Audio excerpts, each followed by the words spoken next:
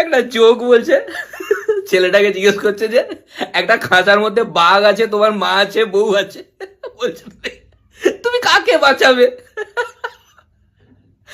বলছে বাঘকে।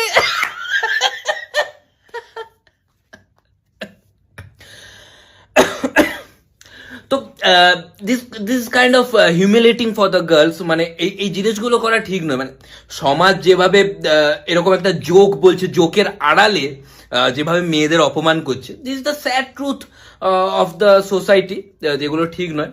আর এটা ইললজিক্যাল। খাঁচার মধ্যে ওরা গেল কি করে? একটা জিনিস দেখো, খাঁচার মধ্যে যদি বউ থাকে তো বাঘ তো ভয়ে ঢুকবেই না, তাই না? এ সরি, যদি বাঘ থাকে তো বউ তো ভয়ে ঢুকবেই না। তো এই যে এরকম টাইপের যে জোকগুলো, এগুলো করাটা ঠিক নয়। আর আমি আজকে আরেকটা জোক দেখছিলাম, জোক নয়, আরেকটা ভিডিও দেখছিলাম ইউটিউবে, যে জঙ্গল থেকে একটা বাঘ বেরিয়ে এসছে, সবাই ভয়ে গাড়ি নিয়ে দাঁড়িয়েছে, একটা লোক পেছনে বউকে বসিয়ে আর বাঘের পাশ থেকেই চলে গেল। কমেন্ট সেকশন কি কিরকম অপমান দেখো। কমেন্ট সেকশনে বলছে যে লোকটার ভয় লাগবে কেন বাঘের পাশ থেকে যেতে, ওর থেকেও তো মারাত্মক প্রাণী পেছনে বসে আছে। কি মিন করতে চাইছে? মানে এই কমেন্টটা দেখলে কেমন লাগবে বলো তো বাঘের? না,